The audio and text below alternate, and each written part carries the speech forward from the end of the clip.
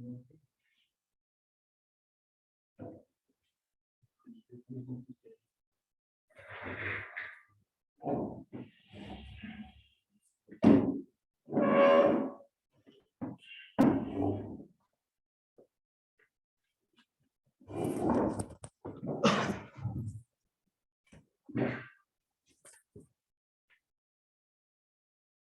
anyway, I think we should start.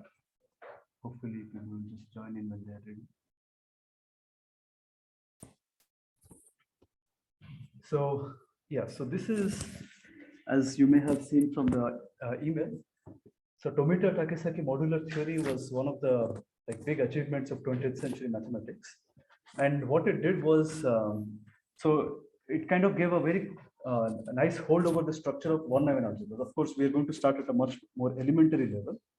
But for now, just to give you a brief overview, so there's many sorts of one-dimensional algebras, and the example that we're going to focus on today is just very familiar examples, MNC, and we'll see how, while trying to answer some very natural questions from physics, you automatically have to kind of start talking about one-dimensional algebras, even type 3 one-dimensional algebras, and so on. So today we'll be focusing on what we can get just if you ask natural questions about MNC. But anyway, so before, we have not even defined what a one-dimensional algebra is or what a sister algebra is. I'm sure you have heard of them before. But for now, it's just important enough to note that MNC is an example of a one-dimensional algebra, and there are certain other examples. The continuous verse, so you have B of H, let's say, H is some infinite dimensional Hilbert space. That is also the set of bounded operators on this Hilbert space also is an example of a one-dimensional algebra. Then you have continuous versions of this. Those are known as the type 2 ones. Of course, they are not. So you have certain continuous versions of matrix algebras. So those are the type 2 one. And similarly, you have, if you tensor type 2 one with B of H, you get what are known as type 2 infinity. So in a way, you can think of type 2 one, like we'll in fact see how to obtain an example of type 2 one, the so-called hyperfinite type 2 one factor today. Of course, now it sounds very highbrow since I am starting without even an introduction to what a one-dimensional algebra is. But just keep in mind, you have all these type 1 objects, then you have this type 2. These are supposed to be the nice objects with a decent amount of dimension theory and so on. But then there are certain, at least in the initial phase of the theory, there were certain objects known as the type 3. So and that was defined by exclusion. In the sense, you start with certain definitions, you say, okay, this is type 1, this is type 2, and then you say whatever remains, you call it type 3. So type 3 were supposed to be extremely not amenable to existing techniques and even thought to be like an impossible object to deal with, simply because they don't really have any sort of trace on them. So trace kind of gives you a handle from going from the non-commutative case to the commutative case. So type 2 ones have faithful traces. These are what are known as semi-finite traces. So on a certain dense subset, you can define traces. But type 3 do not even have any sort of semi-finite trace, so to say. So it is like doing measure theory, as people would call it. It's like doing measure theory where the only values of the measure are 0 and infinity. So here you are able to do some measure theory, and so on. But type 3 case is where the measures are just 0 and infinity, which is a trivial measure. So you cannot really glean any structure of type 3 based like on classical considerations. But what Tomita-Takesaki modular theory did was effectively tell you that type 3 essentially comes from type 2 infinity. I always forget which direction the symbol goes, the cross product. Does it go this way or this is correct, right? Okay. So there is a one parameter automorphism group. One parameter means R is supposed to be that parameter, one parameter. So you have an automorphism of type 2 infinity, continuous automorphism, one parameter automorphism group of this. And if you do the cross product, then you, I mean, of course, this alpha has to satisfy certain conditions. So if those are satisfied, then this actually becomes a type 3 one-dimensional algebra. And conversely, in fact, every, like given any type 3, you have some sort of, again, one parameter automorphism group. If you do this, then you get back type 2 infinity. And there is some sort of duality there. So in a way, so Tomita-Takesaki theory, what it did was say that actually type 3 objects are very much, it's like trying to classify type 3 objects is like classifying type 2 infinity and their automorphisms. And it was quite a big surprise at that time. And the story, the very standard story that it goes is Tomita first wrote a paper about this. And if you look in the literature, this is one of a couple of results of note, but his paper was riddled with errors, lots of errors. And no one believed it because it was such a, this was in the 1960s, around 67, when this Tomita-Takesaki modular theory came into, and it actually happened in a lot of it actually happened in UPenn around that time. Some idea of the story. So Takesaki was a postdoc at UPenn at that time, invited by Cadison. And that is because Tomita's theorems look very promising. They looked, if the theorems were correct, the structure theory was very nice. But the lemmas, propositions, almost every other page, like I'm just quoting or paraphrasing what my advisor used to tell me, that almost every other page had an error and which could not be fixed. You could in fact find counterexamples to that. So, but eventually they spent 6 months, 1 year and cleaned up. So that's why it's called Tomita-Takesaki. So Takesaki pretty much cleaned up the whole theory.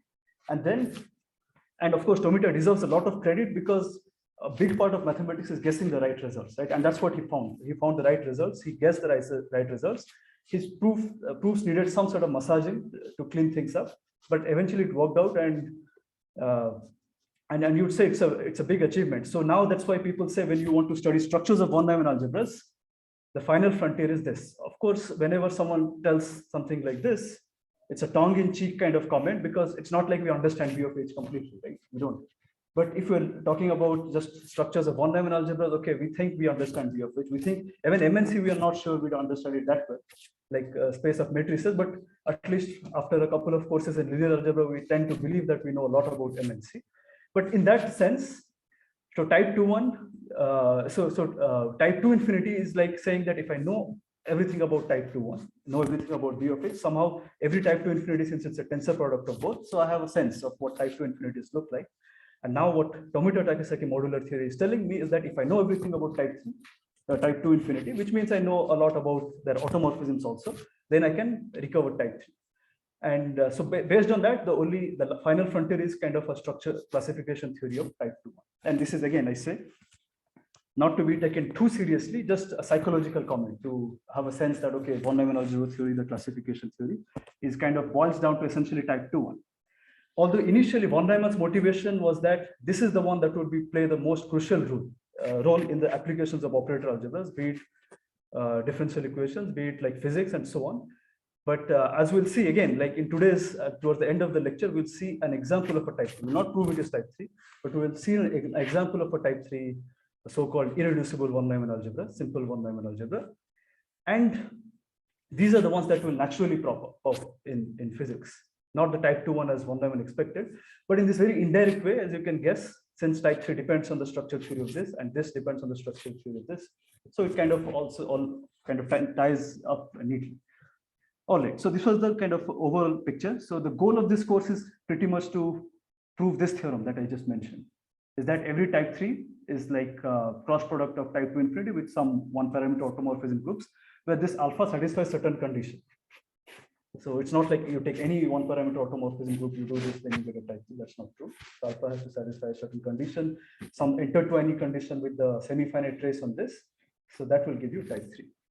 All right, so with that in hand, because the subject originated in quantum mechanics, like it's really, we cannot really understand what are the interesting questions without understanding the postulates of quantum mechanics. So that's what we'll start with. So a big portion of this lecture will be about postulates of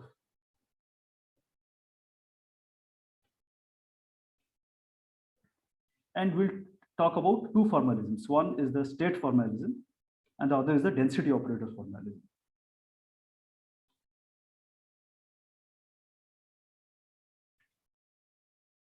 And in a sense, both are equivalent in although a priori it looks like density operator formalism is more general, but eventually we'll see that they are pretty much equivalent. And that will also ring a bell. I don't want to reveal how that equivalence comes about. So maybe as we go through the proof, you'll immediately guess how that equivalence comes about. So, okay, so let me state this first. So we'll first start talking about the state formalism. So when you think of states, just think of them in terms of physics. You have state of a system and so on. So the first postulate says that associated to any physical system,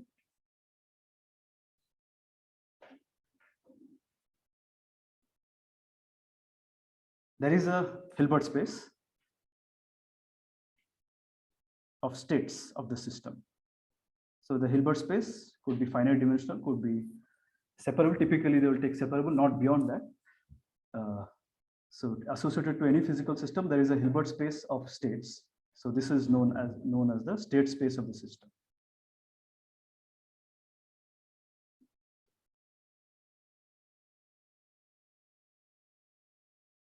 Okay. So this is kind of telling us where we'll work, the setting where we'll work. Then the second thing is about evolution of states. This is given by the Schrodinger equation. So it's the second postulate says that the evolution of a closed quantum system, closed meaning no energy is being exchanged. It's slightly different from the thermodynamics definition where matter is not being exchanged. Here, it's just left alone. So the evolution of a closed quantum system is described by a unitary transformation. In fact, which will be the exponential of like the Hamiltonian. So it was the Schrodinger equation. So governed by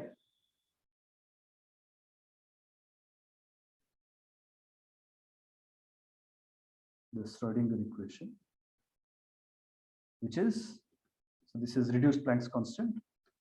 So this is rate of change of the state. So this is the energy. Like for example, in a very simple system, it could be something like kinetic energy plus potential minus potential energy. Is it minus? Okay, anyway, like I'm not trying to be very fussy about the physics, so you can look it up, but Hamiltonian is something that you are perhaps familiar with from classical mechanics. There's the Hamiltonian formulation of classical mechanics. So you are using some sort of formulation like this. So yeah, so here H is a fixed, so this Hamiltonian is a fixed self-adjoint operator, not necessarily bounded. Just like I said, kinetic energy is related to second derivative of position. So you have some sort of like derivatives in there. So these did not be bounded operators. So it's a fixed self-adjoint operator, not necessarily bounded. But of course could be bounded as well. Not necessarily bounded. So it's a Hamiltonian of the system. Typically, the way you will understand this evolution of this, you'll just exponentiate, you'll get something like e to the ith. If you are starting at the state psi, you look at this is a unitary operator, then e to the ith will kind of give you the time evolution of this psi. So that's what Schrodinger equation tells you. Then the third postulate is about observables. Again, operators will play an important, just like in the Hamiltonian that we talked about. So here, to every observable in classical mechanics means energy, position, momentum, and so on, that corresponds a self-adjoint operator. So observables there are self-adjoint operators here. So you can think of them as, so observables in the usual case are like real valued functions, but here these are like self-adjoint operators. The spectrum is real. So to every observable in classical mechanics, because whatever you're going to measure, you're eventually going to get a real value. That's why you don't want to, like you want to use a formalism of complex numbers, but at the end of the day, when you measure, you always measure a real number.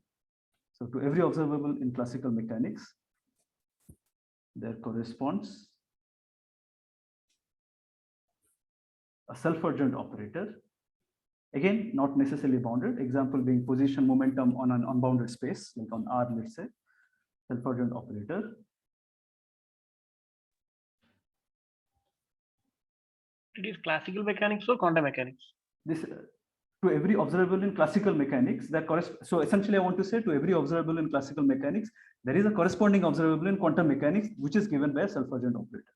So I did want to say classical mechanics here. So not necessarily bounded.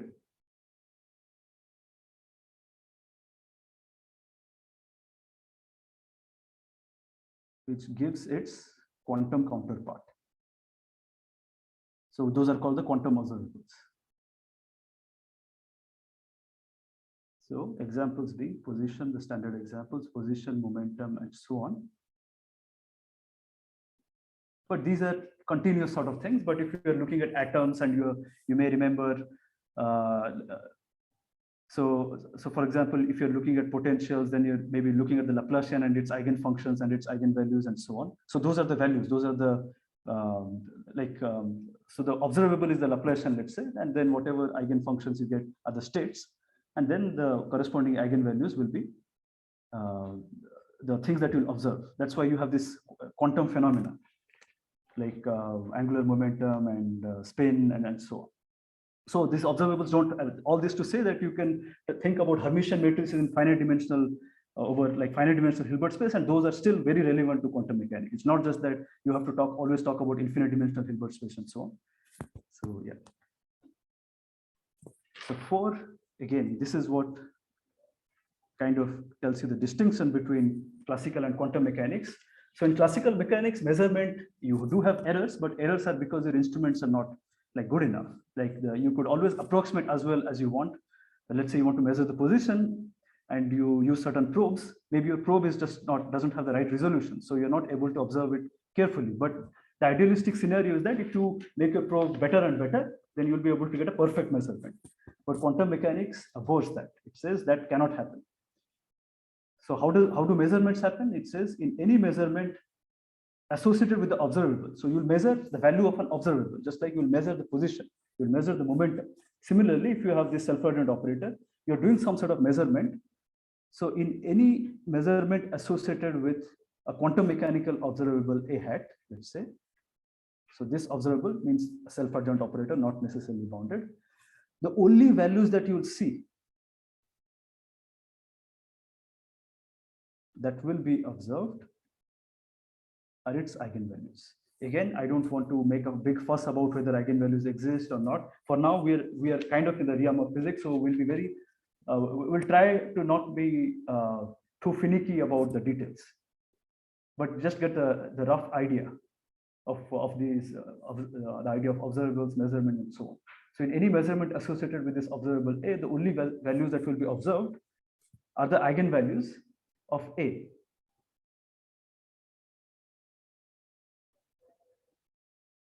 So let's call that M. M is that measurement.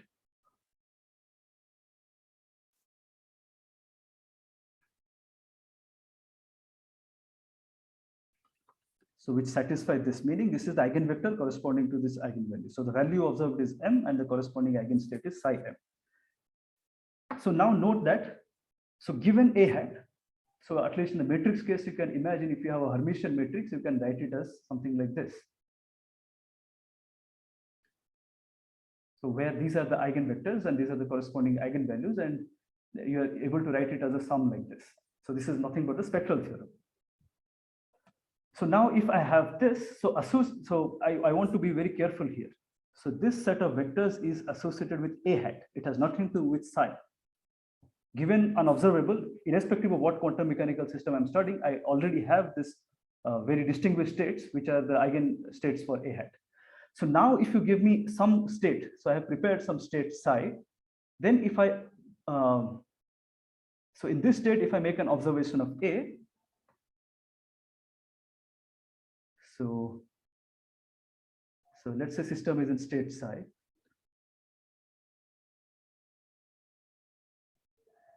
That should be here. Yeah, so A hat is observed for the system. So you're essentially in the state psi and you're making an observation of A hat. Then the only values you'll observe are these M. And once you make that observation, you'll have a wave function collapse. So these are also, like if you're thinking of function spaces, these are actually the wave function. The size of you have a L2 space and these are wave functions. You'll have a wave function collapse, meaning once the moment you make an observation, so first of all, you will see, you will measure, or I should say, you will measure M with probability CMs. I have not defined the notation CMs. So where, so psi is a unit vector, right? And this will form a basis. So there are some coefficients CM so that this holds, right? So remember, this is only dependent on A hat, but as I change my psi, these CMs could change. So if I have this, note that because this psi is a unit vector, so by the way, I didn't mention, so typically we'll use unit vectors to denote these states. So because of that, you have summation mod CM squared, just using Parseval's or a theorem or whatever, you have summation CM square is equal to 1. That's just the norm of this vector. So these are like the probabilities. So that's what I'm saying. if you're in the state psi and you're observing the observable A hat, you'll measure M with probability Cm squared. The Cm depends on psi. Psi M depends on A hat. So that distinction should be clear. So yeah, that's what the measurement postulate kind of tells you. And after you do that, so there's still a remaining part. So if you observe M, your state psi transitions to immediately to psi M. So the moment you observe M, then there is a wave function collapse. You collapse to that corresponding eigenstate for that observable A hat. So that is the fourth. Now fifth is the key thing. So I mean, of course, all of these are key things, but fifth is what we'll use to build our type 3, the intuition behind the fifth. So that's how it's relevant to our discussion today. So composite systems. So whenever we're doing physics, we are kind of doing it very locally, right? We're looking at what's happening around us, but whatever laws we formulate, we expect that it will hold globally, right? So in that sense, whatever laws we formulate must be compatible. If we also account for bigger system, let's say I'm doing certain experiments here, I have a law here, someone else is doing an experiment there. Now, if I put them together and think of them as a joint system, the same laws should be valid, right? So the composite system says, so this is also postulate, and of course you cannot prove a postulate, but you can always try to give a reasoning for it, a justification for it, and see whether whatever predictions you make kind of match up with what you really observe. So the state space of a composite physical system, meaning you have two physical systems, each of them comes with a Hilbert space and blah, blah, blah. Now you're thinking of, again, a bigger set where both systems are treated like as parts of that bigger state. So it's a tensor product.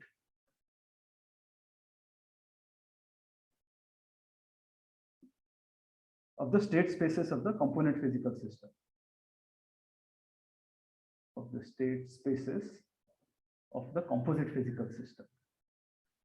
So the Hilbert spaces, you'll get a tensor product. So why is that? So why should we expect this to be a reasonable thing? Oh yeah, before I talk about it, let me just finish this. Yeah. So if I have state psi I in system AI, so this is my SI, let's call it AI, I was thinking about observable. So system I. So I have different systems. So when I was in system I didn't know about the other systems. So I had my theory here. Then when I went to like J, then I had a, but I want it to be compatible. When I build up a bigger system, which is composite of all of these. So then the composite system, composite state is given by, so let's say there's finite remaining. So which is in HS1 tensor with HSN. So that is a Hilbert space. So this is a state space. So this is in HS1, psi2 is in HS2 and so on. So this is the state space of the composite system and this is the corresponding space. So in a sense, there is some sort of independence going on there. Because let's say I have an observable. So let's say I have AI in BHSI. Then if I look at the tensor product, this A1 tensor A2, I can think of this as being A1 tensor this, something like this. And here the identity observable is a Hermitian operator, right? But it's a very trivial sort of, everything is an eigenvector. So it's essentially, it's like it does nothing. So if I'm thinking of this, so if I have observables in my system S1, then if I add the other composite system, if I do nothing there, my theory is still compatible. Whatever is going on in the first system is still compatible. So this makes sense. So the way observables are put together in an independent fashion is by just looking at A1 tensor A2. So why is this a reasonable definition? So the reasonability is because let's say you have a state psi S1 and psi S2. Now in the composite system, let's say you want to talk about this state. I'm not going to use I use this ordered pair psi S2. So now, because I expect some sort of superposition principle in quantum mechanics, so I expect that if I have a combination like this, psi S1 plus a phi S1, something like this, a B, let's call it a B. So again, I'm not doing anything to the other part. So then since I'm not doing, I was ignorant of this part, here I already know it should look something like this. So initially I was ignorant about system S2. So you have bilinearity. So this is phi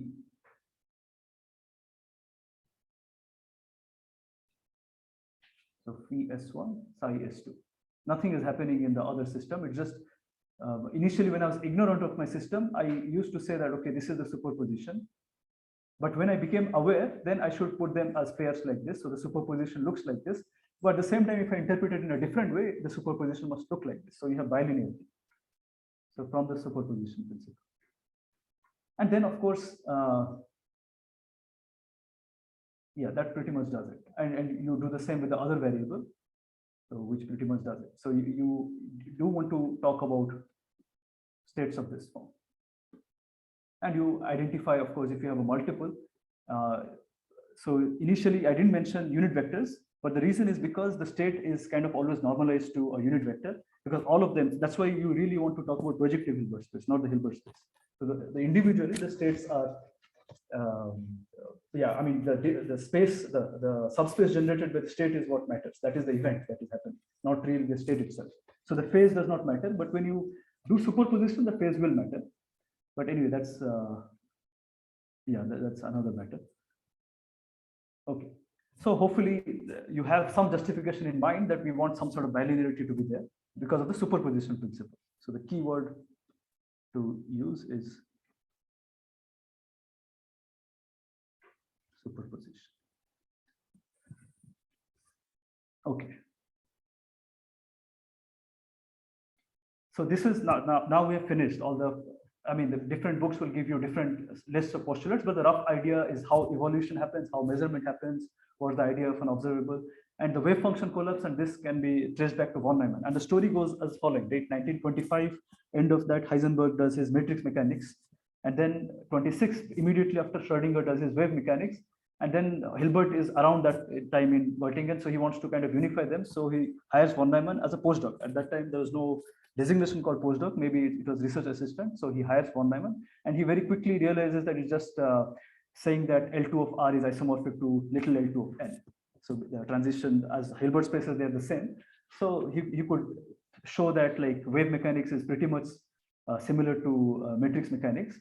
And around 1929-30, he decides to write this book called Mathematical Foundations of Quantum Mechanics, around the same time as Dirac does it, Principles of Quantum Mechanics. So 1930 is when both of them have their book published.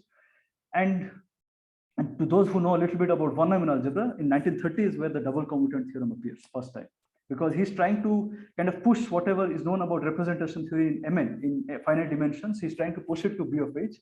And then he's trying to prove certain density theorems like Jacobson density theorem. And if you just mimic the proof, automatically strong operator topology comes out. Automatically, you get the double commutant theorem.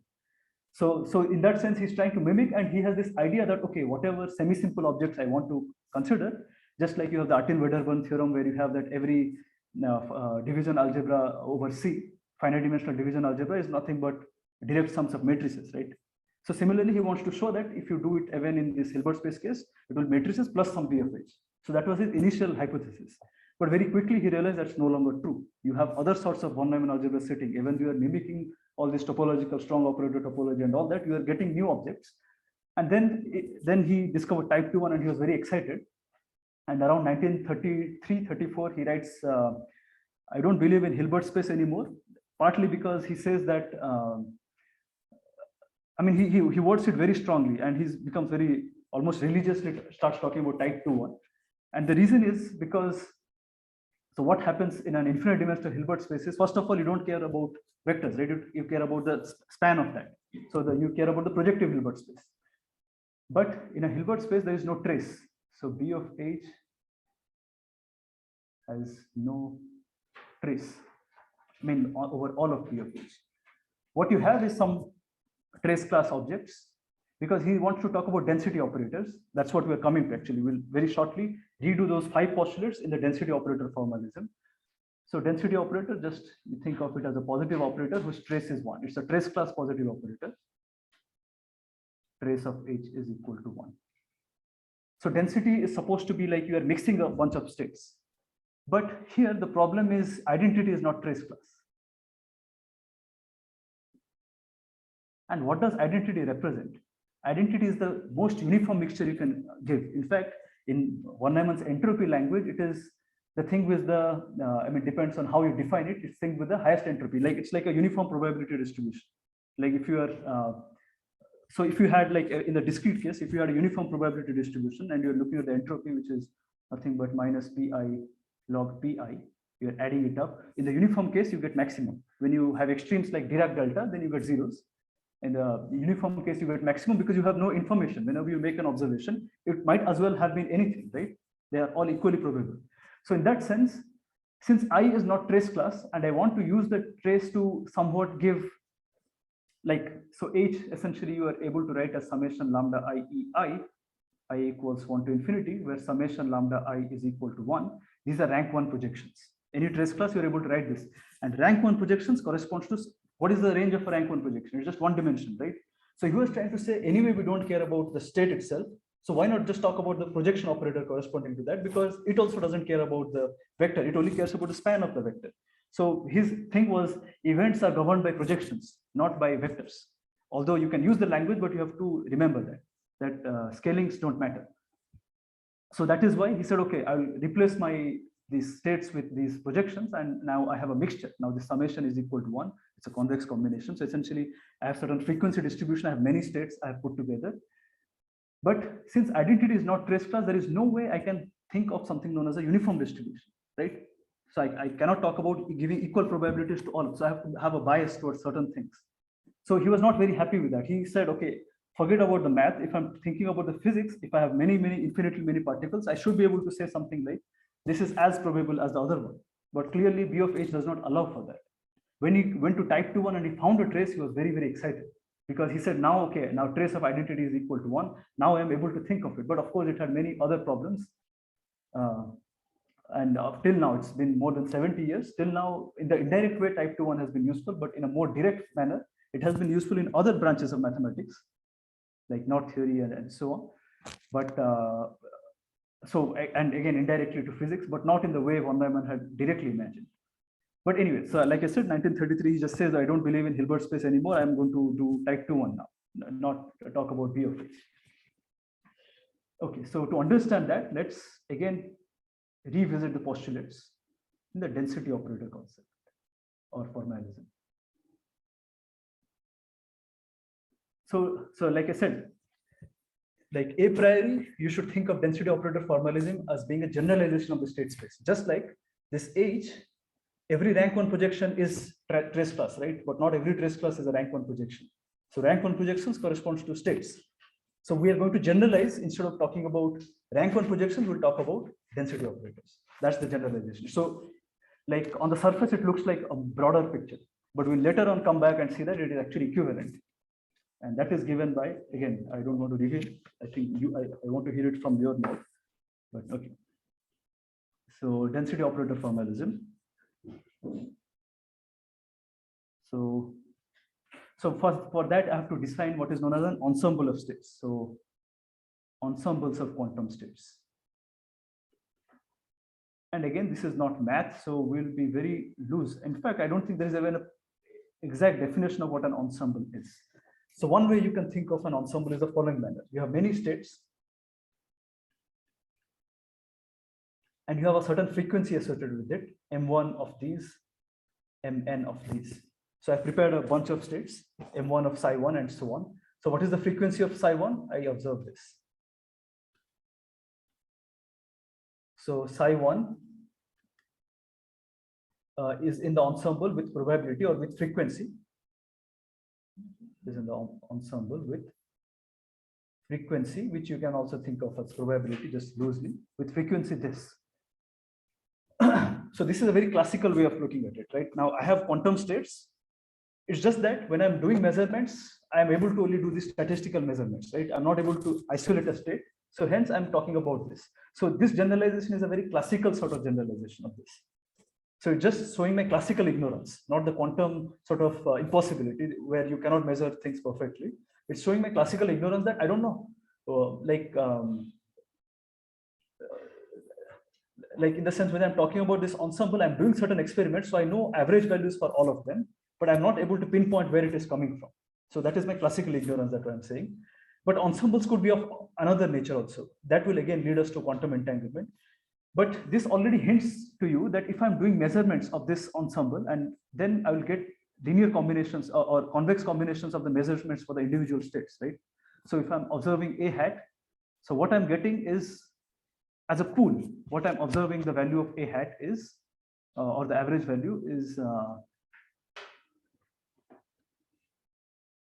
remember that cm squared was nothing but, so a,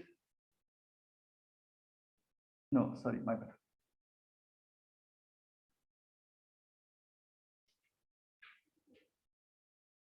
So you have,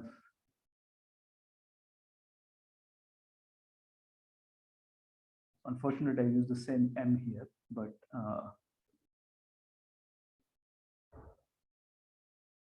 so the expected value, okay, I didn't talk about the expected value of this observation. So a hat is an observable, you are at a state. So when you observe something, it collapsed with probability cm squared. So you observed m with probability this.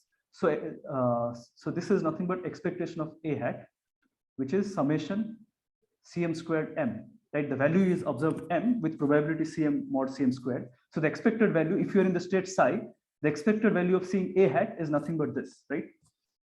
Okay. So now if I have a mixed state like this, so the expected value of that will actually be,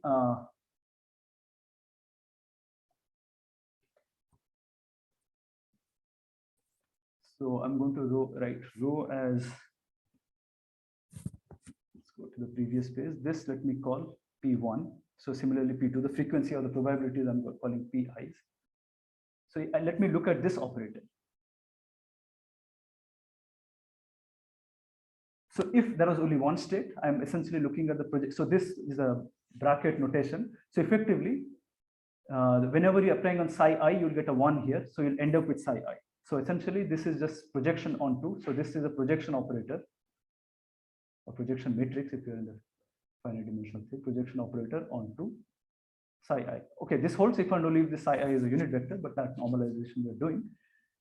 So now, this density operator for this system is defined to be this. So this is the density operator of this ensemble.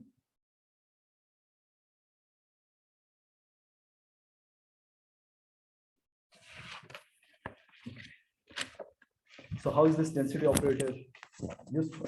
But before that, let me quickly mention two properties which you can easily verify. So rho has trace 1, simply because when you take trace of rho, you're essentially summation pi times trace of this, and trace of a rank 1 projection is just 1. So of course, trace of rho is just the summation pi. So trace of rho is nothing but summation pi is equal to 1. Second is rho is a positive operator. So why is that? Because these are positive operators. These are positive coefficients. You're just taking linear combinations, right? So rho is a positive operator. So here's a quick exercise, which I also gave in your linear algebra course. Shubham, I'm talking about Shubham. So show that the set of density matrices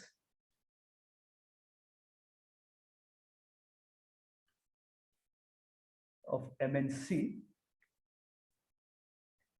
is a compact convex set in the usual norm topology we have. So it's a compact convex set, and its extreme points are given by these rank 1 projections. Points are rank 1 projections. So by Minkowski's theorem, or if you want to go fancy Krein-Milman theorem, what you conclude is that every density operator is nothing but a convex combination of rank 1 projections. So you can imagine any density operator as being achieved. You can imagine a sequence of states whose density operator is, so although this is like a mathematical condition, you can always imagine there is a physical system which realizes this density operator. Okay, now we revisit our postulates. Postulate 1. A closed quantum system is completely described by its density operator.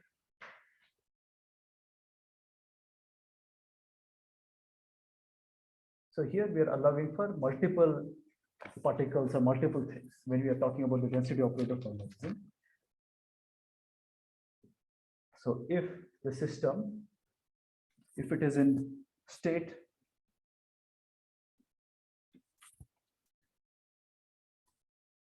psi I with probability pi, and again I emphasize that this is just a generic statement. What this probability pi means is it's not 100% clear. One interpretation is the classical sense that you have many states and this is the frequency. Other could be when you talk about like quantum entanglement, and so there you have an entangled, like you have a superposition of states. So here you have classically distinct states, and you are taking combination of those because you're just counting the frequencies of them. The other thing is you have certain states and you have a superposition of those states. So those are like, in terms of interpretation, they're very, very different, but they can still be described by such a condition.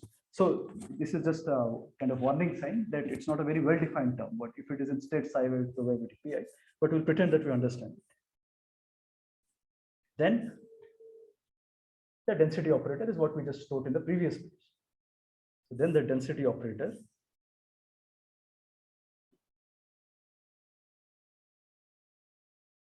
for the system is summation pi rho I. Okay. So postulate number 2.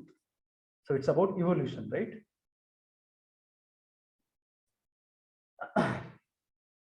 So now this you can actually guess. So psi goes to u psi. That is the evolution, right? You had some unitary. So what can you say about this? Where should I send this? This is just like dual of this. Like in this notation, you can think of you're taking adjoints, right? Something like this, right?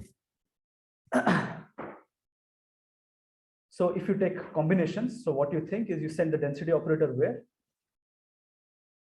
What should I write here? Rho, right? So I send rho to rho u star. So in the state space formalism, you have this evolution given by psi going to u psi. But in the density operator formalism, you have rho going to rho u star. Okay. So that was postulate number 2. So postulate number 3. Now P of m, or which we had, is equal to Cm square. The probability of, so you had an observable A hat, and probability of measuring M was mod Cm squared, right? So now how do I write it in this formalism? So now I have P, so the psi I occurs with probability Pi. That is the assumption, right? That's how we got the density matrix. So now,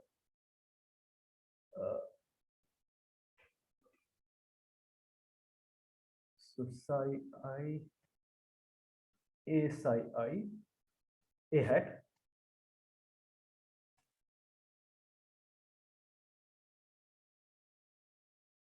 this is a real number. So this is the expected value of the observable, right?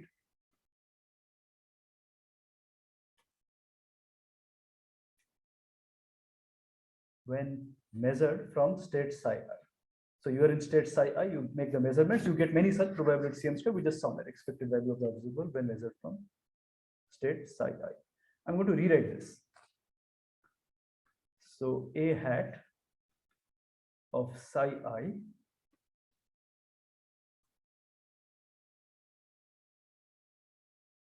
so this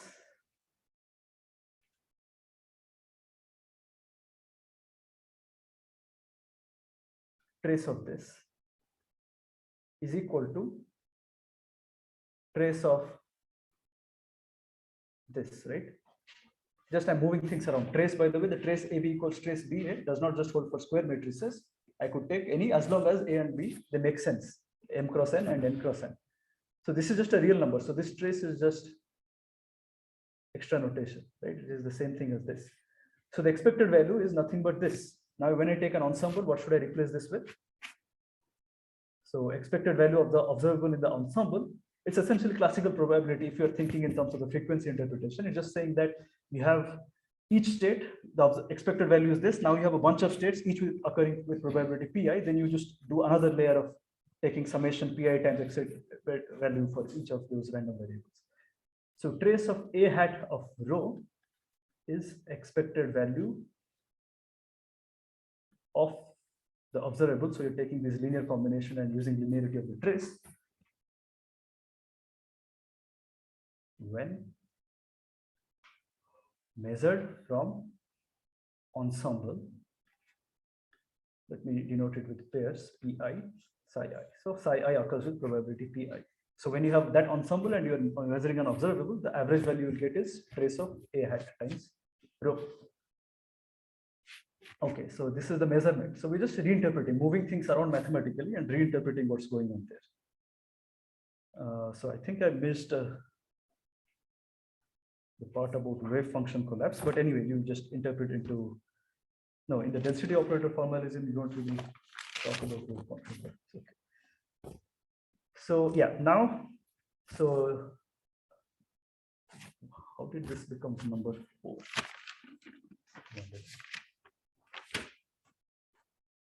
Oh, I see. So we missed one of them. So number 3 was to every observable in classical mechanics corresponds to, that still holds. So I should say, so let me go to the previous page and change a few things.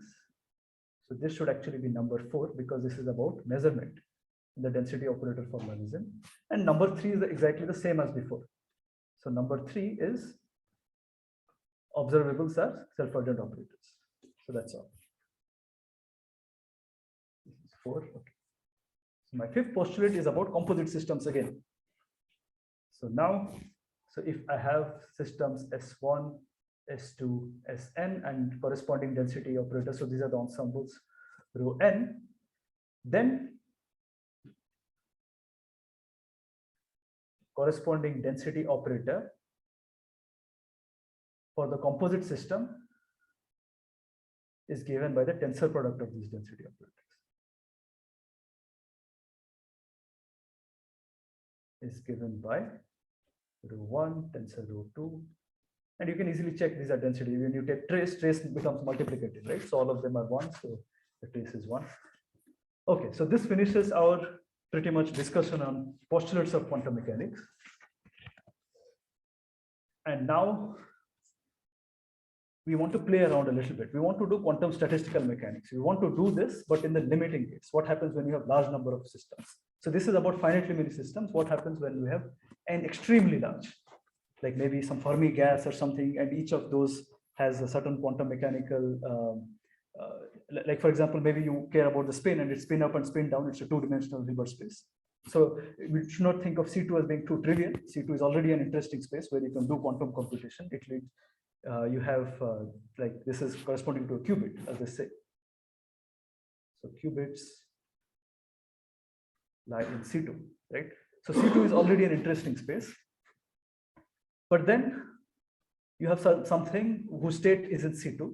Then you have another of a similar thing, and many of them. So you have a bunch of, let's say, photons or something, maybe some polarization, something is like that is there, and or electron spin up, spin down. So you do care about C2, whatever state space is a two-dimensional space. Now you have put them together. So state spaces C2 tensor C2, a lot of them, right? 2 to the n.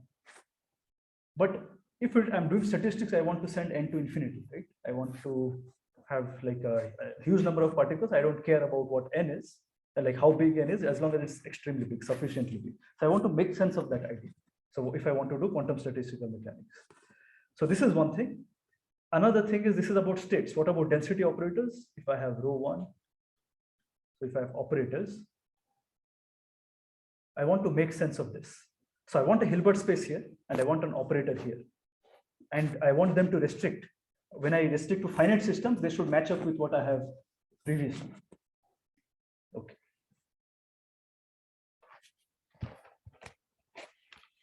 So with this as motivation, with this quantum statistical mechanics as motivation, there are a few mathematical constructions that we'll do.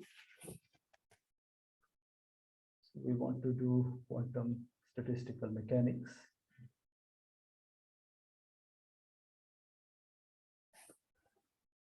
So as I said, large number of systems.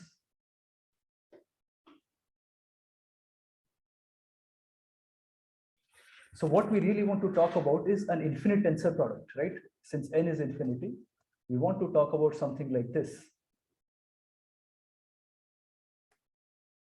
But there are many reasons for this. So here we have to be a little bit careful. There are many operators floating around. In fact, many self-adjoint operators floating around. One, density operators. So I should write. Okay, let me just. So density operator. And the other is observables, right? Mathematically, they may look the same to you. This is an example of a self-adjoint operator. Density operators are self-adjoint. Observables are also self-adjoint. Of course, they need not be positive, but they're self-adjoint. So when we are doing a formulation, we have to, like, if we keep track of this, I think it helps to understand what's going on better. So here, so at each level, so you have M and C acting on C to the n on the Hilbert space. So this is, I will think of as the algebra of observables. Not just observables, other things also. I also, maybe I want to talk about how states evolve. That means I want to do a e to the ith where h is a Hamiltonian. So maybe even the Hamiltonians are in there. Hamiltonian operators are in there, etc. So you should think of MNC that way. All these operators of interest, the observables are there, and all the Hamiltonian operators, when you, all the unitary that you get by doing this time evolution, they're there in MNC. Of course, density operators are also there in MNC, but those are separate sort of objects. Yeah, we will come to that in a second. So what sort of objects are there? But before that, we want to describe two things. So two things to describe. Since we're talking about large number of systems, first is the limiting state space of a system. Limiting state space meaning, like I said, C to the 2 to the n, C2 to the n. Then I want to take n going to infinity. What kind of space I'll get? What kind of Hilbert space I'll get?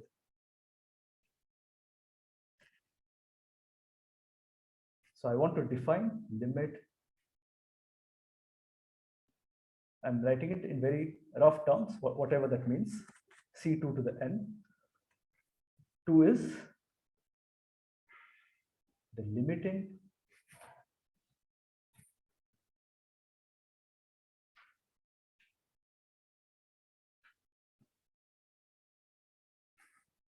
and also the observables in the limit system. So of course, the limit system, you could add extra observables also, but if you want to be very economical, we want only those observables when you restrict to the finite system, they are your familiar ones. So you want to be economical. Otherwise, you can build up a very huge algebra there. So if you want to be economical, that's where taking the smallest closure of certain subalgebras and so on will come in. So these are the objects we want to understand. So this already gives you a hint. Now we have all these finite dimensional Hilbert spaces. We are taking a limit. So somehow we are putting one inside the other. We're trying to think of a big Hilbert space which contains all of them. For example, I do have C2 sitting inside C2 tensor C2, but how exactly? There is no canonical way of doing it, right? How do I put C2 inside C2 tensor C2? The standard, like one way of doing it is you choose a unit vector here and you do this, and this will give you an isometry. But does this make physical sense? Or how do I even choose this vector xi? And the reason I would personally say it makes physical sense because initially I was in my system C2. I didn't know what was happening in other system. That there was something that was happening, right? There was some state vector there. There was some xi there.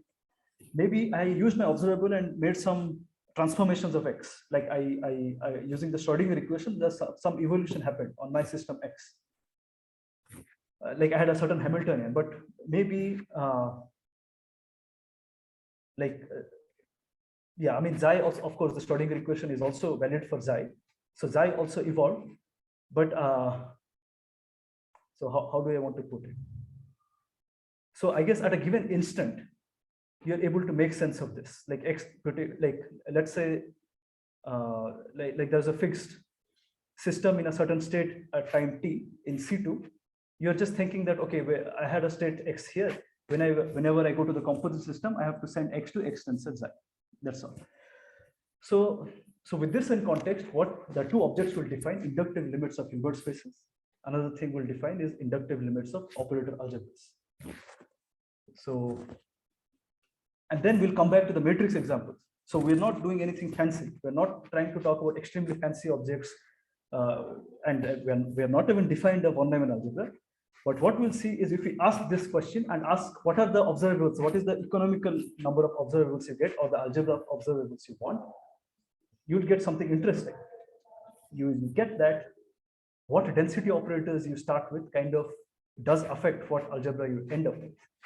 And we'll see certain choice will give you examples of type 3, although we'll not be able to prove it. Okay. So now we are going to turn to inductive limits. So very quickly, we'll describe, because already like by the problems that we have in hand, we are forced to think of inductive limits of like these finite dimensional objects, but let's go general. Let's do it for general C-star algebras. So, and unital C-star algebras. I don't want to work because eventually we'll be talking about one-dimensional algebras, and typically we do assume them to be unital. Okay. So what is an inductive sequence? Inductive sequence of C-star algebras means you have A1, A2, and so on, and you have this so-called connecting maps.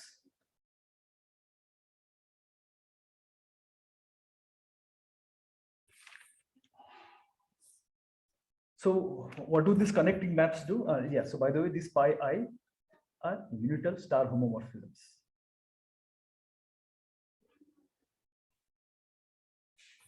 So what these connecting maps are doing is essentially doing some sort of association. So what you want to do is you want to pretend you want to push A1 inside A2. For example, one particular example we can keep in mind is when pi 1, pi 2, these are all embeddings.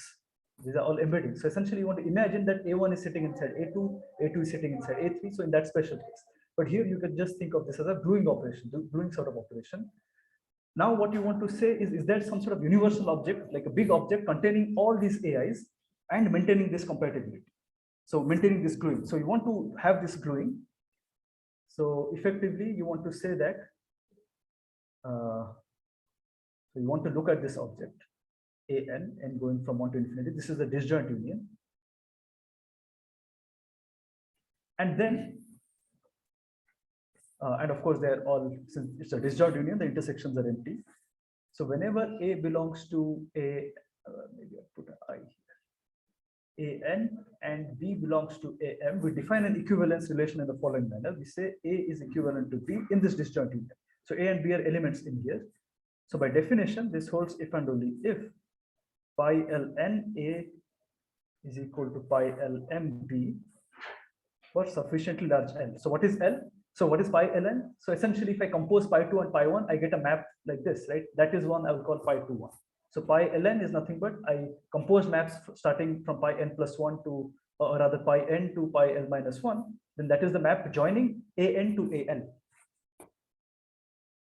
So for sufficiently large L. So what does this do? What does such a condition do? So what it is saying is that eventually, if I have two things A and B, eventually, let's say somewhere around here, they kind of are glued to the same point. Once they're glued to the same point, no matter where you go, it's well defined. They're just that same point, right? So in a way, you have this big object where you have this consistent gluing that is happening. And the question is whether this limiting object exists or not. So it turns out with certain conditions on this map, which is known as properness, if you assume that, in fact, the maps we will be interested in are unital embeddings and they will be proper, so we don't even need to use these words. But with these assumptions, it will turn out that we have this inductive C-star algebra, but a quick construction does the following. Yeah, and I wanted to give this remark is because in a limit, initial behavior does not matter.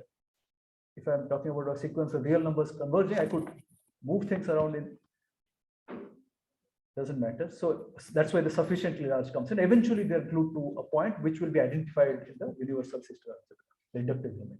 So initial behavior does not matter. Eventual behavior matters. That's exactly what limit means.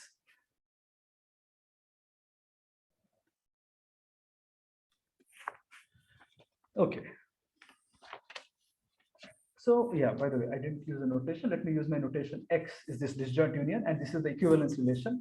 So now I will define my A infinity to be X mod out, quotient out the equivalence relation. So exactly in that picture, eventually they're consistently glued to one point, and that is the point I'll consider in my X. And there I can define, so this is a complex star algebra with the following definitions. So you have lambda of A. So if you choose a candidate in A, so you have this A plus B is equal to this. So what this is, these are all definitions. The main key thing here would be to check that these definitions are consistent. Like if you have two distinct elements in this equivalence class and distinct, then still A1 plus B1 and A2 plus B2 will still be in the same equivalence class. Same goes for AB. So those left as an exercise. Yeah. And there you just have to use the word sufficiently large. So you just go far out enough where they're in the same space. And there you use the product in this. Oh yeah, by the way. Yeah, these will only, this A plus B will only make sense if they're in a large enough space. So maybe I should write A plus B. Otherwise, A plus B does not make sense because they're not in the same space. So I should say pi lm A plus pi ln B. So let's say A is in A and B is in AN. So we do know that we can choose sufficiently large L such that these two lie in the same space and are in fact the definitive thing in the equivalence class. So this definition makes sense. This is the sum in AL. So this sum belongs to AL. And similarly here, so you have pi lm times pi ln B, and this sum right here is in AL. So with this definition, and then you have A is equal to A star. So this is the involution A star. And this you can already do at this. You don't even have to go far out enough. Already A star is already in that algebra. So A infinity becomes a complex star algebra. So you have A1 going to pi 1, A2, and so on. And now you have A infinity here. Now think of this as just a composition map, which will name pi infinity of 1.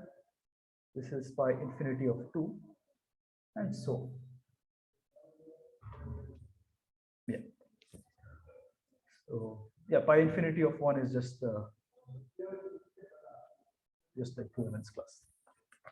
So it is compatible. This diagram actually commutes. That one can check that simply by infinity doesn't really matter. Like eventually, whatever element you choose, there will be some L where eventually they will be grouped together. So the commutativity can be checked there. Oh yeah, and also I should add, since these were all unital homomorphisms, so the identity is anyway identified throughout. So it is in fact is the identity of A infinity. So it's a unital complex star algebra. Now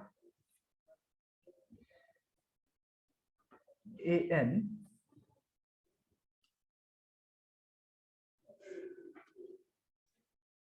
which is equal to, no, so sorry, the image of this is isomorphic to IN by infinity and inverse 0. So this there may be some elements in the kernel. So I'm just using this fact that like first isomorphism theorem. That's all I'm using. This is the kernel of this map. This is a unital star homomorphism. I'm using this kernel. But the point is, this may not be closed, right? This may not be closed. So I don't know what object this is. I have written this is isomorphic to N. I've used some sort of first isomorphism theorem. But typically in that, you have that the kernel is in that category, right? So here I want this to be some sort of sister algebra. Will not be unital, but some sort of sister algebra, and you can quotient out and still get a unital sister algebra. I don't have that. And you can actually find counterexamples where you don't have this be a closed subspace. So when they are closed, when if P in pi infinity n inverse 0 is closed for sufficiently large n, then this is then the inductive sequence is said to be a proper inductive sequence. So we can talk about inductive limits for proper inductive sequences. Sir, I have a question. Yeah, So yeah, what, please. what about the norm of A infinity? So Yeah. So we are coming to that. So the question was, till now we have not even made it a pre-C-star algebra, right? Till now it's just a complex unital complex star algebra. Then yeah, we will see that we can inherit the norms from these AIs in a compatible manner. And okay. Yeah, then it will be a pre-C-star algebra, and we'll just close it up. So A infinity is not really the answer yet. We have to close it up. Okay. Yeah, the question was about the norm, like what is the norm on this? Will be under proper when it's proper. Yeah, when it's proper, yeah, you'll get a norm. So then the inductive sequence is said to be a proper inductive sequence. So in particular,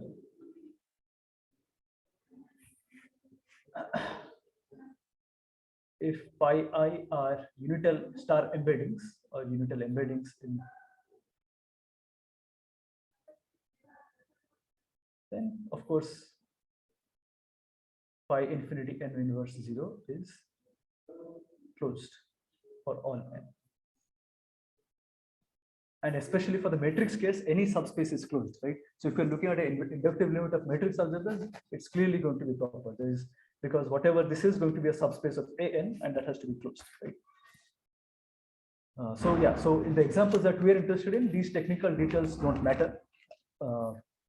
I mean, of course, I'm not saying they generally don't matter, but in the matrix case, you can immediately read off that these conditions are not necessary. Okay, so we are going to make this assumption. Yeah. So in that sense, did I introduce this notation? Okay. Don't kind of like this notation, but let me call this Bn. So let's say Bn is pi infinity n an. So what exactly is Bn? It is the image of an inside A infinity, right? So all of this we're putting inside this big space, the limiting space. So now Bn is a sister algebra. So I'm still not talking about A infinity being a sister algebra. I'm just saying Bn is simply because An is a sister algebra and these are closed subspaces. So when you mod out, again, things work out.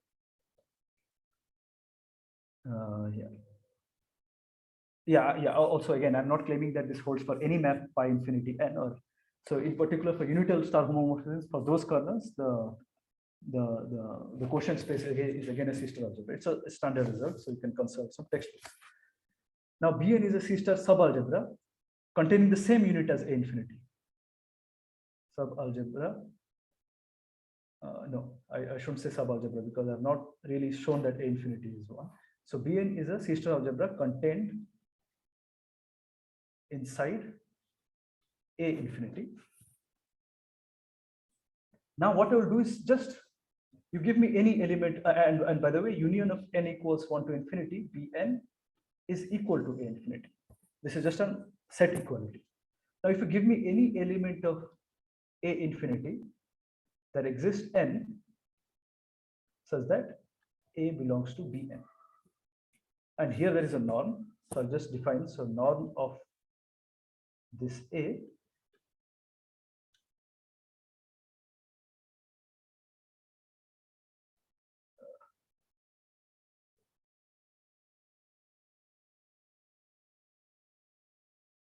yeah. So for so this is equal to norm of pi ln of A for sufficiently large L. So after that, it is just this is a well-defined term. So okay, so let me repeat this. So what I'm saying is, if you give me an element in Bn, so Bn is nothing but a quotient of An, right? And it is a norm-preserving thing, right? If I choose an element A here, the norm of the quotient will also be the same as this. No, sorry, my bad.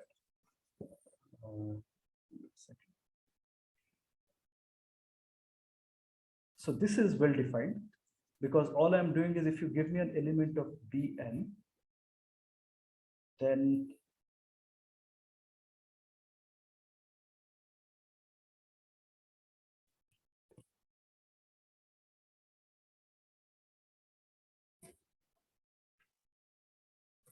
yeah, so here you do have maps from B1 to B2, right?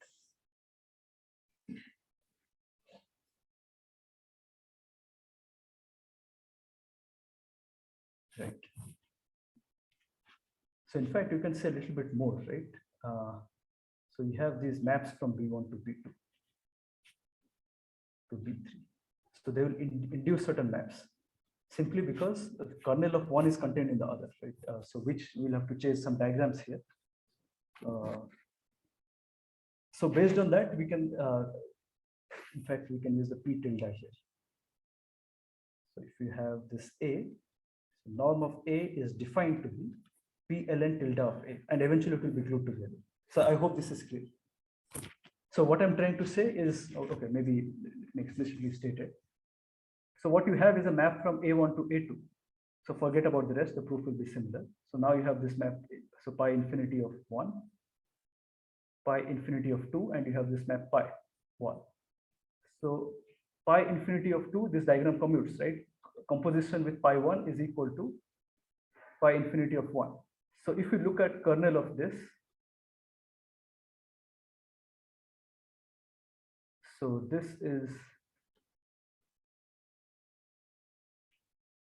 2 inverse 0. No, pi 1 is not, it's just a unital star homomorphism.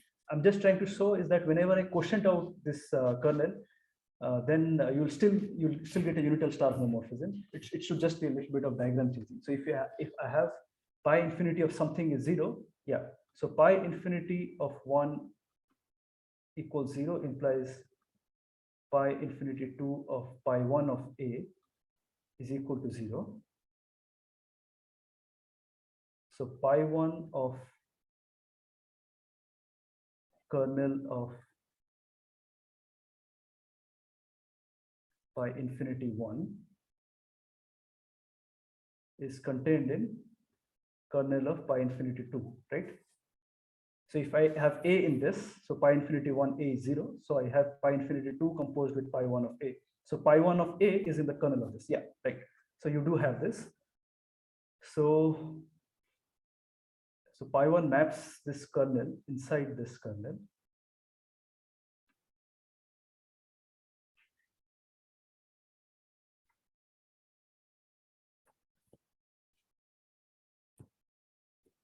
Yeah, it should be some simple isomorphism theorem here. So what I want to say is A1 mod of this, there is a unital homomorphism from A1 mod of this to A2 mod of this.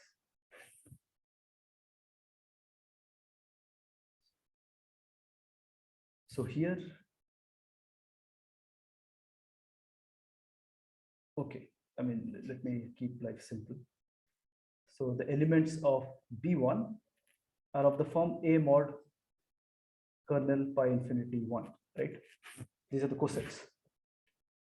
Elements of B2 are of the form B plus kernel pi infinity. So now I want to send a map. So I'll define a map pi 1 tilde, which sends pi 1 tilde of A to pi 1 of A plus kernel of pi infinity 2. Now we want to show that this map is well defined.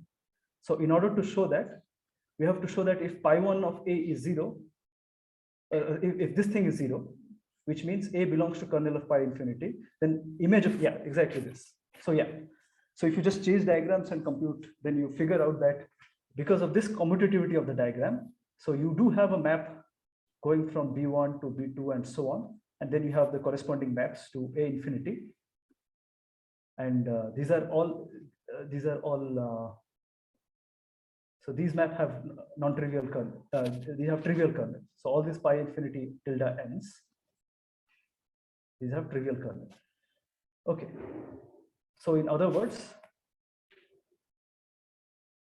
yeah, here, and the reason we wanted that is because we want to show that if you start with A in Bn, then you want to define norm of A as eventually everything will be glued together and there will be no like ambiguity there. So you just define it to be that sufficiently large L, you send it there. So pi tilde ln of A, and there you define the norm. Okay. I mean, if you have any questions, maybe we can revisit it later. But I think it's also can be left as an exercise. Okay. So this makes A infinity a pre-C star algebra. Because if you care about triangle inequality and all those things, essentially what will happen is if you give me AB, there is a big enough n such that AB belongs to Bn. Both of them belong to Bn. You can always choose a big enough n, and there you have all these properties like triangle inequality and the property of the involution, something like this equals norm A squared. So all you have to do is go far out enough. Then you can use the usual C-star algebra properties. So what you get is a pre-C star algebra. All you have to do is complete now. So hence, so A infinity closer. So completion of A infinity is the C-star algebra we're looking for, is length of the system A n pi n. Just to recap, what we had was we had this inductive sequence, a proper inductive sequence. In that case, we have that the inductive limit as a C-star algebra in the category of C-star algebras of unital C-star algebras exists, and the end result you also get is a unital C-star algebra. Okay. So that is called the inductive limit, and we will have a couple of quick definitions. A C-star algebra is said to be an AF algebra, meaning approximately finite dimensional. So AF stands for approximately finite dimensional. So approximately finite dimensional meaning you are taking limits of finite dimensional algebras. And it is a fact that all finite dimensional C-star algebras are just direct sums of matrices. So effectively you're taking some inductive limit. The end result, these are known as AF algebras. So it's said to be an AF algebra if it is. So now the properness, the question of properness vanishes. So I don't even have to worry about using that word. If the inductive limit of a sequence of finite dimensional C-star algebras with the appropriate connecting maps, the pi n's.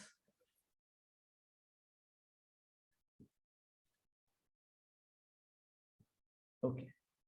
So now we are kind of starting to at least define an object which is no longer matrices.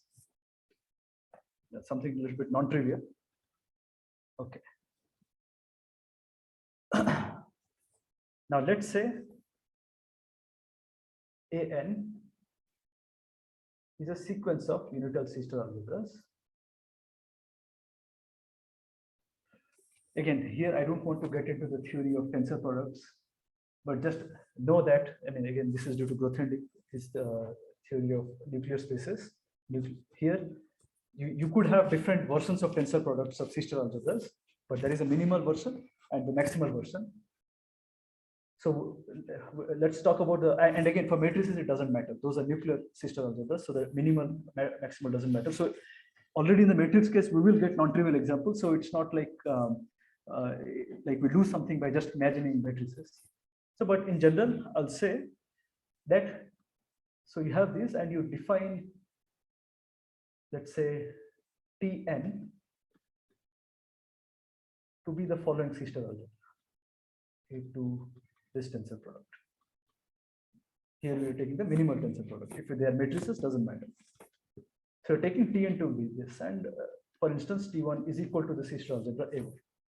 So now there is an embedding of Tn. First, let's see T1. There is a unital embedding, unital star embedding, very standard one, which is given by, you give me a matrix. Let's call it P or something. You send it to P tensor identity of A2. Now this is a unital map. Identity will go to I tensor this, which is the identity in A1 tensor A2. So T2, remember, is A1 tensor A2. And because of bilinearity, what you will notice is that, yeah, I mean, this is a unital map or whatever. I can do my addition here. Whenever I take norm, you'll get norm of this in the minimal tensor product. You'll get norm of this is equal to norm of this times. In fact, actually, in general, we'll have that. Norm of P times this, which is equal to 1. So, and all the norm conditions will be just satisfied piecewise. So this is a unital star embedding of C-star algebras. Similarly, you can do it for Tn inside Tn plus 1, where you send P to P tensor I An plus 1. So now what we have is some sort of inductive object. Oh, and by the way, these are unital embeddings, so hence we have that kernels are always going to be trivial. So the maps are going to be proper. So although we may not be dealing with finite dimensional case, we'll still have, in this case, we don't have to worry. There the pi i's could be gluing non-trivial things together. Here we are just putting a copy of T1 inside T2. So very trivial sort of gluing is happening here. Okay. So then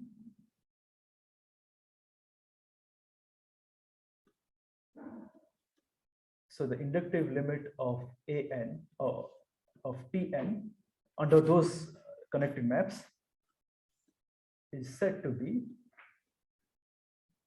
the C star, infinite C star tensor product, I would say. I mean, I'm just making up some term, I'll have to check the literature, but think of it like we're trying to define an infinite tensor product. And what we did was we started with this C star algebras. We described the inductive limit. We know that that object exists. So we are able to do that. So infinite C star tensor product of A1, A2, An, and so on. I want to quickly get to that example. So if you look at M2C, and let's say there is a unique unit up to unitary equivalence, unital embedding of this. So the embedding has to look something like this. There is only such maps. And by the way, if you have a unital star homomorphism from Mn1 to Mn2, then N1 has to divide. So you can take this again as an exercise, to the exercise. So N1 must divide N2, otherwise you cannot have a unital star homomorphism. And here you have this standard thing here. And M4 you can think of as M2C tensor with M2C. Okay.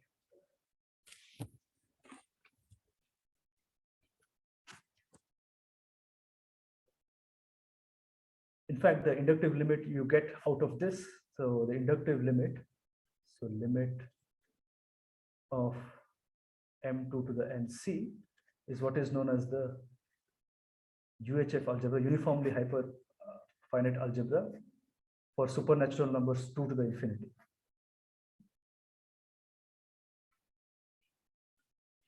So Glim algebras. In fact, the whole theory of AF algebras kind of started with Glim's maybe thesis or maybe slightly post thesis. With he was studying the canonical anti-commutation relations, and this was the object. Maybe we'll talk about it next time. But this was the first example of an AF algebra where you just take M2C, embed inside M4C, M4C you embed inside M8C in the same manner, A00A and so on. Then the limiting C-star algebra that you get is what is known as the uniformly hyperfinite algebra, corresponding to, because as you change your n i's, this end result C-star algebra is also going to change. Okay.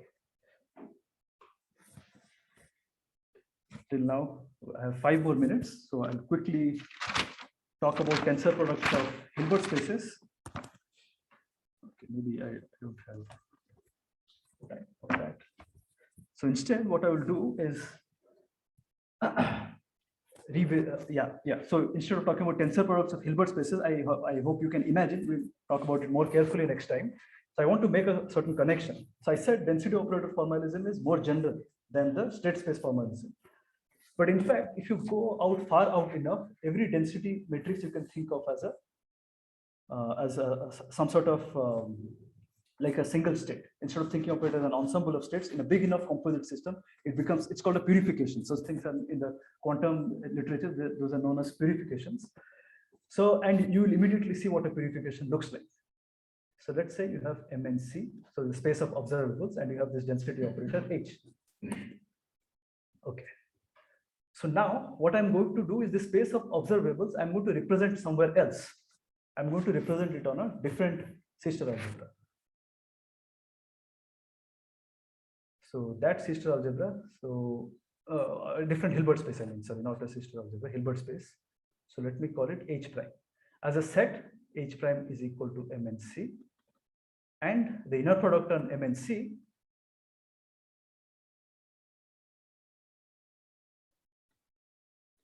is given by trace of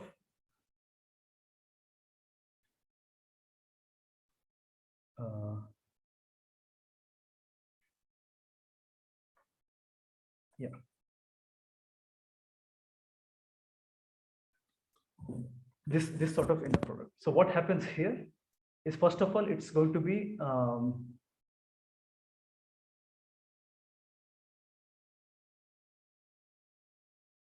so the expected value of an observable here, which by definition, remember, is okay, maybe I should use rho here. So rho is the density operator. So remember, it is trace of rho of A. And in this inner product, what I can think of this as A square root rho. So maybe it is called the Frobenius inner product.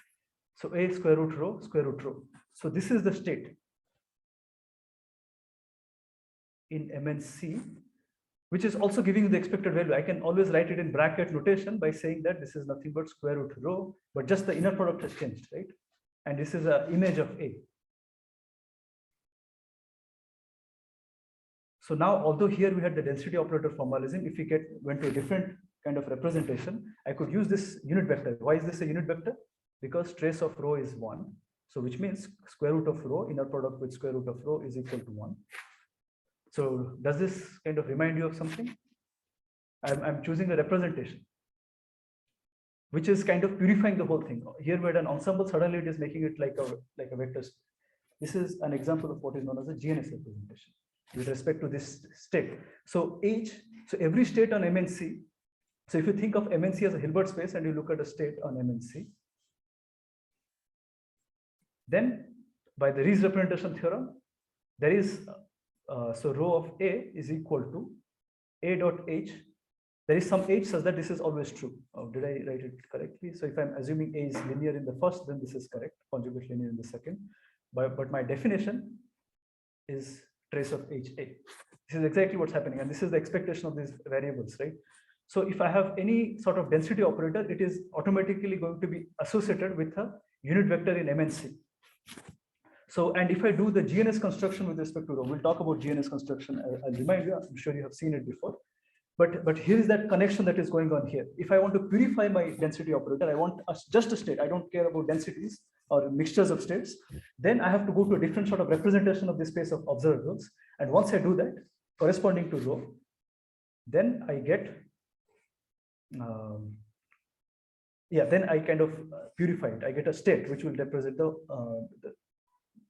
this averaging operation, because ultimately this is what I care about, this averaging operation, expectation of A. Here it was trace of rho A, and in here it was this. I should just write phi rho, since it's a representation. So it looks like this.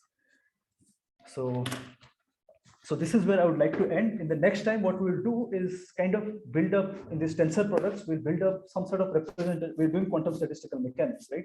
So we'll build up this sort of space. We'll have these density operators. In fact, you can choose this to be n equals 2 and rho to be, for example, A0, 0, 1 minus A, where A is between 0 and 1. So these are examples. You choose the same thing. You choose a system having the same mixed state, same density operator. Now, if you take an infinite tensor product, then that infinite thing, you were saying that, okay, I want an economical space of observables, and I want a state when I'm restricting it here. So I want a purification. Whenever I'm restricting it to a subsystem, then it is giving me the trace of H. So that is what I want. So now when we do that, naturally we will be led to the GNS construction, which corresponding to a certain normal state that will construct. So even if you didn't care about GNS representation as such, if you cared about the physics, you'll automatically arrive at what is known as the GNS construction. And then what we'll notice is that the algebra depends on what rho, the algebra of observables, that economical algebra of observables depends on what rho is. And let me just, almost past time. So if we choose rho equals half, 0, 0, half, and that algebra, if you're closing it up in the weak operator topology and so on, if rho is this, then the end result you'll get is a type, the hyperfinite type to 1 factor. Hyperfinite type to 1. And if you choose something like this, or maybe for A less than half, then you get type 3 factors. So literally you look at infinitely many particles, then the algebra of observables you have to build, they will be of these types. So already building matrices and using the postulates of quantum mechanics, you can see a lot of one-Neumann algebra start appearing, and a lot of different sort of one-Neumann algebra. As you change your A, the one-Neumann algebra is going to change. The structure of the algebra of observables is going to change. But in order to be able to show this, we'll have to go through Tomita-Takesaki. We'll have to go around. Although, like for these, no, actually for this we don't need Tomita-Takesaki. I think Powers in his papers does it using certain invariants. But anyway, we won't visit it. I'll tell you that this is an example of a type 3. We'll move on, then start Tomita-Takesaki theory in its full glory. And eventually, by the end of this course, we will have proven these examples and maybe look at many other examples, like this type 3 lambda factors, so-called type 3 lambda. There are many descriptions of this. There are ergodic theory sort of descriptions of this. So we'll talk about all that.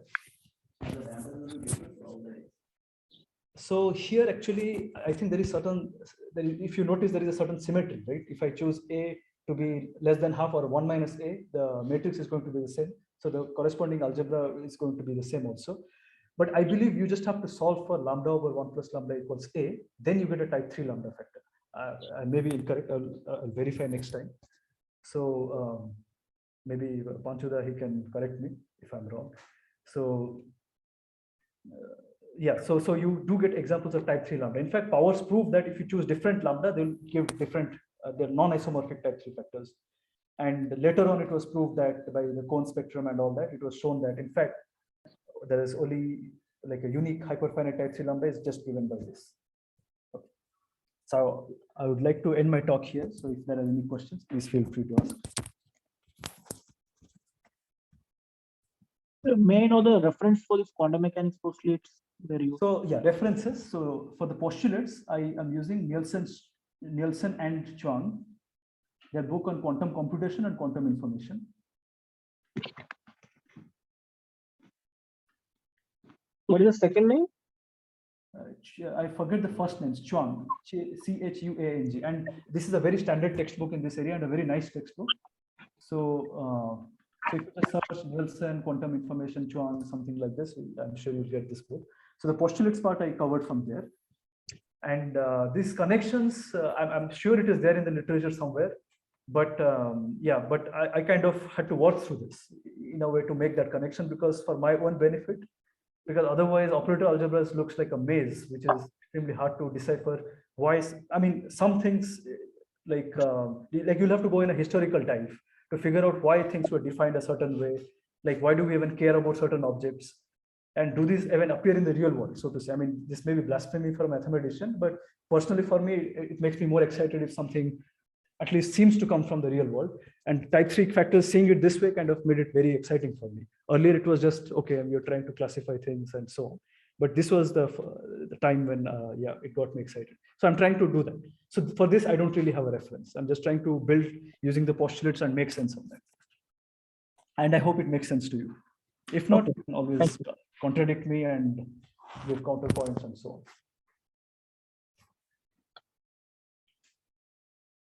Oh, any other questions? Okay, if not, we'll call it a day. So next time we'll start with the GNS construction and make these connections and talk about these Powers factors, type 3 factors. Okay, see you. Thank you.